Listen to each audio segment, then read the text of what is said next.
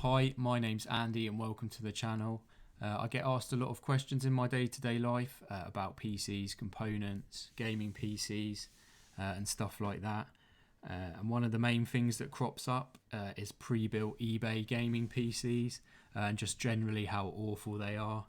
And I always tell people to avoid them at all costs. But sadly, this doesn't seem to put some people off, and quite a lot of people are swayed into this as their first foray into PC gamings. And more often than not, these PCs seriously underperform for what they're stated to do. I mean, they're usually second gen, third gen Intel, come with a GT 710, something like that.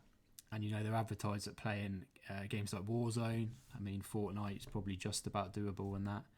But that brings us on to today's video and today's topic. Basically, I've got hold of one of these pre-built eBay gaming PCs. I'm going to take a look at it and just see how bad it is and how bad the price performance is for the money you pay for it. And yeah, so I hope you enjoy this video. We're going to jump in and yeah, enjoy, folks. So if we jump onto eBay quickly and type in the search bar gaming PC and sort it by best match, you can see we're instantly greeted by a variety of titillating gaming PCs in various guises. They're usually RGB, flashy, they're advertised as i7, GT, see this one, GT 1660 Super, and usually when you click on the advert, you drop down, you have a selection menu to customize your build, and you can customize these PCs up to a fairly okay spec if you know what you're after and you've got the money to pay sort of £750 for something that's been cobbled together in the Midlands in England. But looking on this listing, this is the PC that I've managed to purchase. It is an i7, a third generation 3770 i7. It's a 4-core 8-threaded CPU, and it's not a bad CPU actually. I have 16 gigabytes of RAM, which I'm assuming is DDR 1333. It may be not, it may be less, it may be more, but I know there's 16 gigs in the system. I also have a 1 terabyte hard drive in the system I've purchased, and we have a GT 710 2 gigabyte. I'm kind of hoping it's the GDDR5 variant of the card and not the GDDR3, because that's going to be the difference between an extremely bad show and a very bad show. So yeah, here's the PC itself, and on first appearance it doesn't look too bad. We've got a nice black MIDI tower ATX gaming case with 4 RGB fans. There's a controller for the fans as well, so you can change the color, change the RGB, things like that. We've got what looks like an Intel desktop motherboard, third generation motherboard. We've got the little Asus GT 710 here. Oh, I keep forgetting it's a GT 710. I keep wanting to say GT 610. I've got no idea why that is. That's even worse. In fact, thank God there's not one of those in it. But it looks okay. It looks quite tidily built. I mean, for a £400 PC, yeah, it's not great. We've got a Pulse. Never heard of them in my life. 500 watt power supply. It's not 80 plus rated or anything.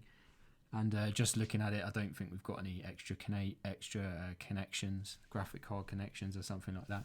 And we have a Hitachi 1 terabyte hard disk drive. And I can see right off the bat, it was made in February 2011. So we have a 10-year-old Hitachi hard drive. But it looks kind of well built. Like I said, I purchased this of someone that had brought it off eBay. And they came to me wanting me to upgrade it, and I gave them a breakdown of costs for getting it to where it kind of should have been for the £400 originally, and they weren't interested. They were going to carry on with their Xbox, so I asked how much he wanted for it. He said £150. So yeah, I gave him £150, and here we are. Hopefully I can make this video and dissuade someone in making the same mistake he did. So I'm going to get it set up, get it plugged in, download a few things in it. We're going to do a few benchmarks and just see what this PC can do in its standard form. So let's do that now and let's jump into that. First up, we have Cinebench R20, and this was quite a predictable result. I use Cinebench pretty much as the first thing I do to benchmark a PC, or any PC I get in. And yeah, we were seeing 1390 and 1388 respectively, which is about right for an i7 3770, and it tends to be more CPU power needed to run Cinebench. And next up we have Time Spy, and as I thought, it was a stuttery mess. It was just horrible, and this shows in the graphics score, which we have 259 points, which is pretty abysmal. The CPU score wasn't too bad at 3,331. Again, that's about what I expected for this processor. And we were seeing temps about the mid-70s for the GPU and the CPU. I mean, certainly with the graphics, there's a long way to go with that, and a massive room for improvement. I mean, these GT 710s are just bottom of the barrel stuff. And next up, we have Rainbow Six Siege. This is another popular benchmark I like running, just to see if it's capable of 30 FPS. If it's not, I don't tend to bother or go any further with it. It's just useless. It's also worth noting there's a slight overclock on the GT 710. I know that's ridiculous, but for the sake of adjusting two sliders, I got 175 extra on the core and 450 extra on the memory. That gave us about a 10-15% boost in frames. And I mean, if you're targeting 30 FPS, 15% boost in your frames is the difference between 26, 27 and 30, 31 average.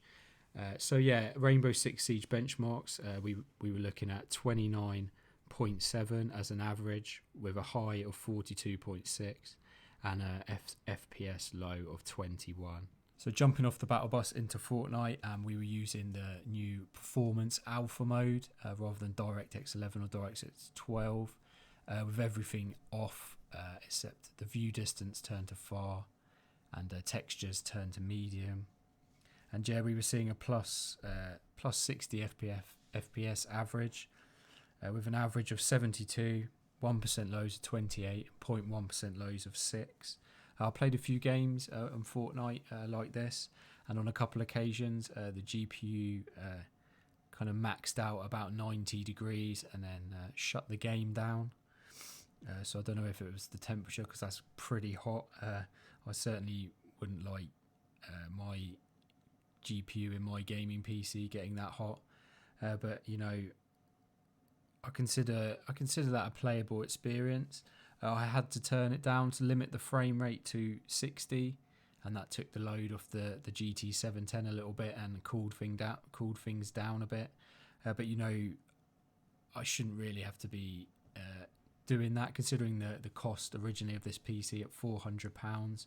You know, you should expect it to play a little better than it has. But you know, 60 FPS performance alpha mode, it is playable. You can play the game.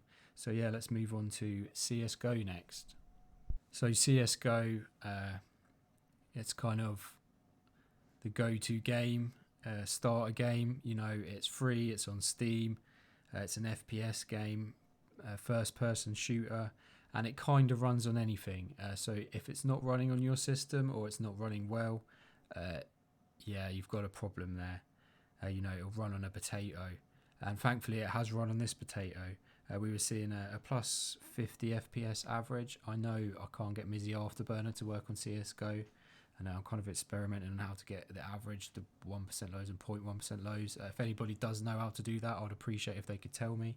I can't seem to do it at the moment. And the OBS software was struggling a bit to get a smooth recording, but I did get one anyway. And you know, it was quite playable. I know people like really high frame rates in CSGO, you know, but if you're not playing competitively and you're just having a bit of fun, certainly plus 50 FPS average is okay for me.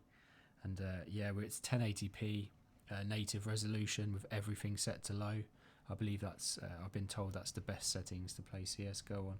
So yeah, there we have it. And to conclude, should you spend your hard-earned cash on an eBay gaming PC?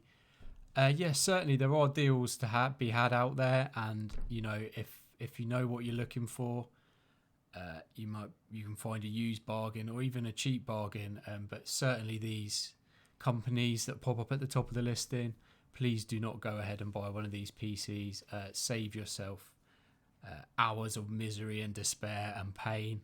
Ask someone who knows what they're on about for advice, you know, a forum, a friend, just anyone. Just do not buy one of these. But yeah, you know, if you had a budget of around the same amount of money, £400, you could put together a really nice PC with the same sort of specs, just maybe change the graphics card, change the power supply for something decent. You know, you could put a GTX 1650 in there. So yeah, folks, thanks for watching. I hope you've enjoyed this video. I hope you found it useful. I'm going to do a follow-up video to this where I'm going to put the upgrades in it that I think it should have to bring it up to that £400 budget. So we're going to take the £150 that we spent on it and add the £250 to it and see what we can get out of that. So yeah, thank you for watching. I hope you've enjoyed the video. Please subscribe or leave a comment or a dislike. Tell me what you disliked about the video. I'm new to YouTube, so I'd appreciate any feedback. Yeah, thank you for watching, and I hope to see you soon. Take care.